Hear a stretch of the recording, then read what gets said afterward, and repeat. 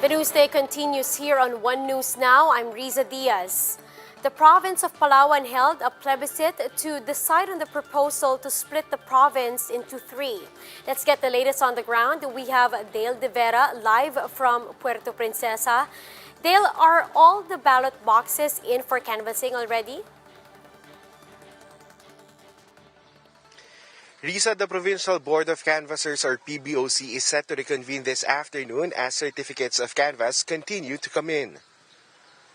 A day after Palaweños voted on whether the province will be divided into three, many have been eagerly waiting for the results. Last night, the Municipal Board of Canvassers have started tallying votes from the election returns, but we're told that the PBOC will have to reconvene at 2 this afternoon since no returns have been received yet. As to the electoral practice, election watchdog NAMFREL says that it has been generally smooth with no disturbances during voting and counting. Meanwhile, some polling precincts experienced delays at the start of voting as ballot boxes were delivered only minutes before the scheduled start of the plebiscite. Recall that Republic 11259 requires a plebiscite vote to divide the province to create Palawan del Norte, Palawan Oriental, and Palawan del Sur. Riza, although a partial unofficial result showing a big lead for one side is all over the internet, we will still have to wait for the partial and official results from the Provincial Board of Canvassers before we may predict which decision takes the lead. Riza? Thank you for updating us. That's Dale De Vera reporting live from Puerto Princesa. Now here are the top stories across the nation. Negros Occidental will reopen to tourists starting tomorrow.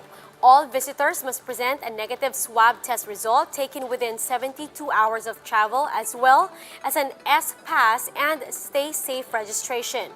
Tourist destinations must also observe 50% capacity at all times. Governor Eugenio Lacson is set to issue an executive order on travel protocols in compliance with IATF resolution on management of emerging infectious diseases. 89% of Filipino families find the blended learning setup more difficult than face-to-face learning. An SWS survey found that 61% of families say blended learning is much more difficult and 28% said it is somewhat more difficult than physical classes.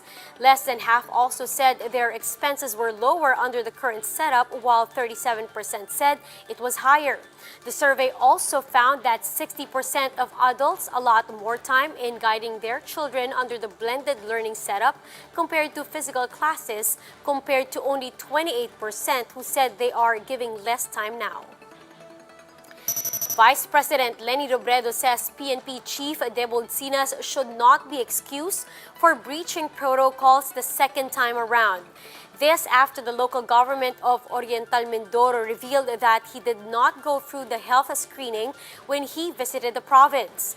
Robredo slams Sinas, saying that the PNP chief should lead by example and follow policies on the ground.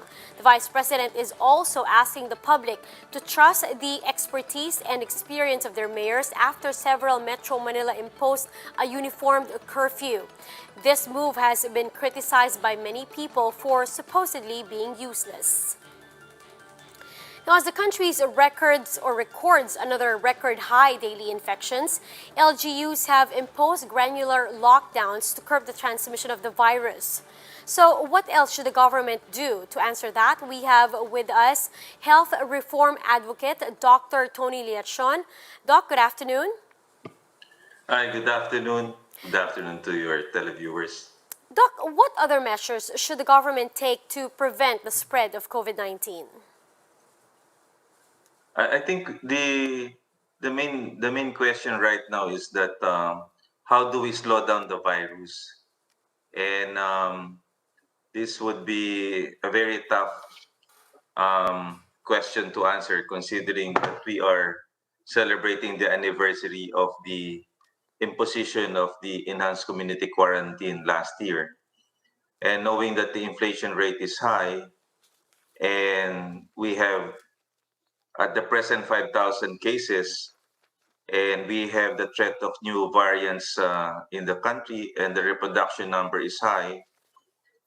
Scientifically, though seems to be very difficult for the president to decide in the IATF, the scientific approach based on the concept of the social writer Thomas Pueyo is definitely is to have an ECQ or a lockdown based on the hammer and dance concept. Now, if the ECQ will not be imposed, let's say in the next 2 weeks to slow down the virus, then perhaps a hard um, lockdown, granular, we call it hard granular lockdowns on certain areas with high cases of the coronavirus. That will be very, very important. Number two, I think they need to ensure that the healthcare capacities are in place. I think this was accepted by the Malacanang that one important pillars to reopen the economy, I think is missing. That is the contact tracing infrastructure, either by manpower, uh, to be led by the DLG and the DOH. We need contact tracers at this point in time or through digital technology. I think we have been remiss in our testing capacity. Um, we prematurely actually.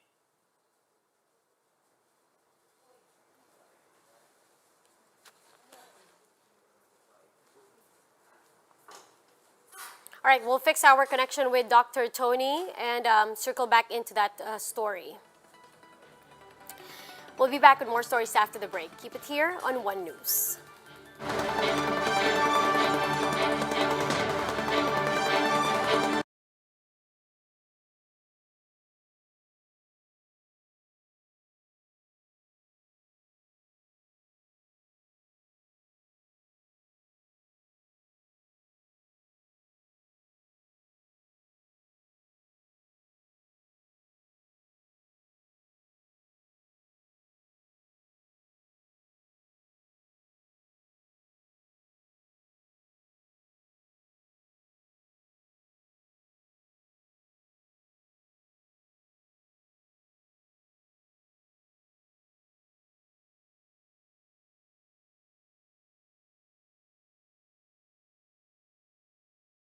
Good afternoon.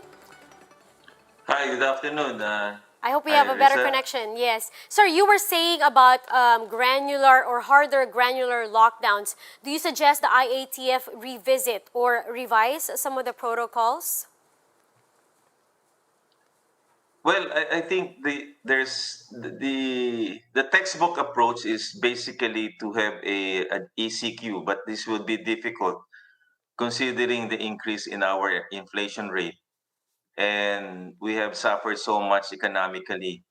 Then they need to have a um, a um, a granular lockdown on areas particularly with increased surges, and in those areas with findings of variants, particularly Pasay City, Parañaque, or Quezon City, or Manila.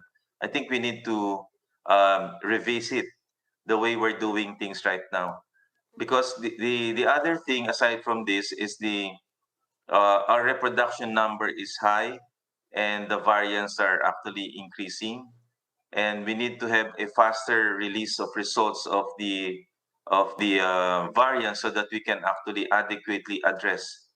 But the main problem here, I think that the centrality of the focus is how to slow down the virus, because some of the things that we're doing, we have too many measures but hardly any impact in terms of slowing down the virus.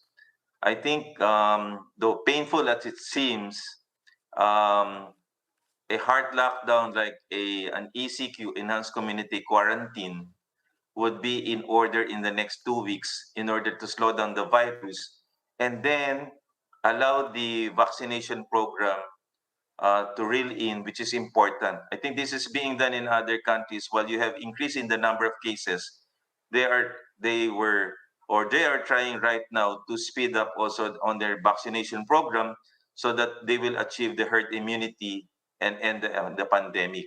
I think this is very crucial.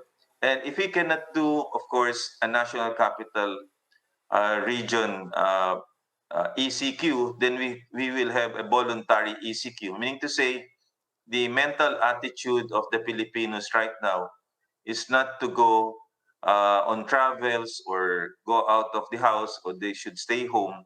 If this, there will be non-essential travels that will be required of them. I think this is very, very important.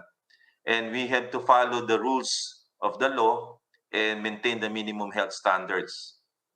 Doc, do you think the curfews implementing that will be implemented starting tomorrow would be able to help curb the virus? I think only minimal, because they will only be able to, uh, try to minimize those people who are out there, particularly the ones in the economic strata, or those going to bars. But these are minimal because you're supposedly inside your homes, and the curfew, I don't think, will be an important factor, because you're going to move out at 5 o'clock in the morning until 10 p.m. So the social mobility is the most important one. I think that is the centrality of the focus, and that is the $64 question that we need to answer. And everything will emanate on how to slow down the virus. If we will not be able to slow down the virus, or slow down the transmission, then all our efforts will actually be futile at this point in time.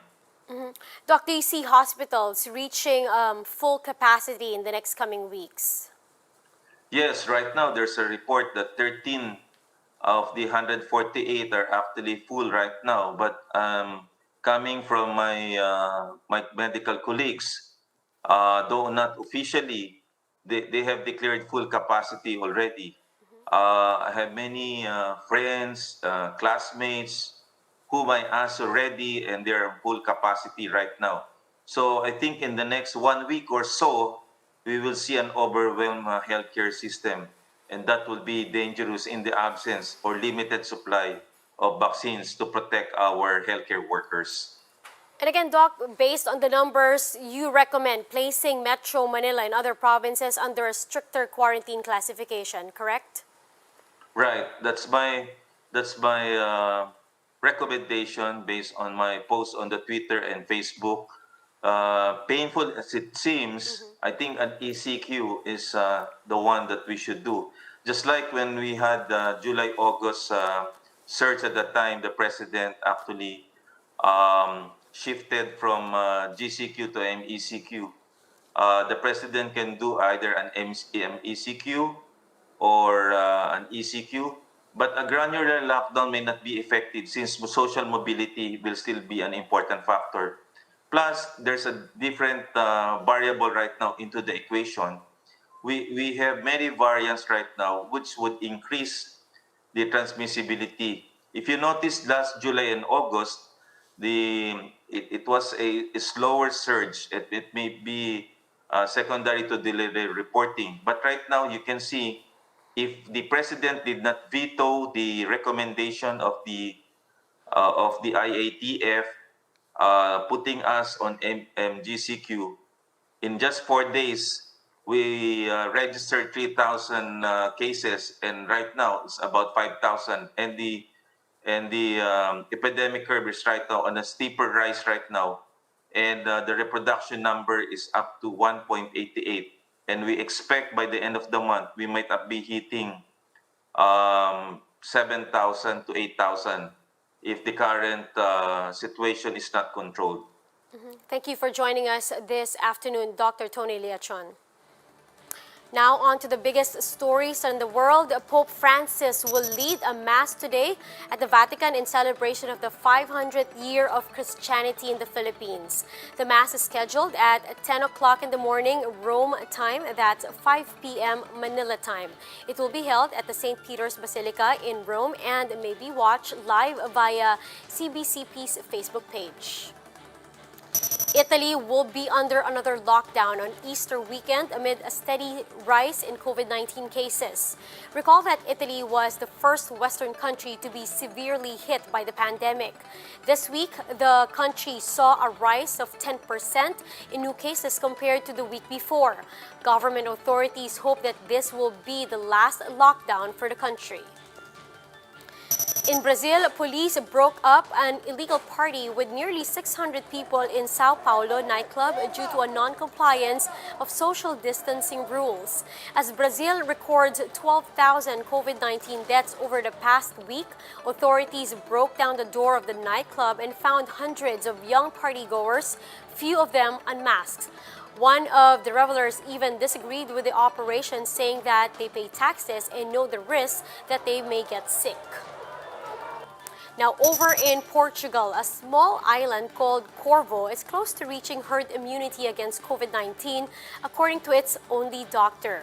The island, home to around 400 people, has vaccinated almost 85% of its population, or 322 people. Herd immunity happens when between 50 to 70% of a population has gained immunity through vaccination, effectively stopping the disease from spreading. And those are the top stories of the hour. Join Sean Yao later at 1 p.m. as we continue to monitor the day's biggest stories. You can also catch One News on Signal Play app. Register for a free account now at www.signalplay.com and stream One News live anytime, anywhere. I'm Riza Diaz. Mask on, wash hands, and stay safe, Philippines. We are One News.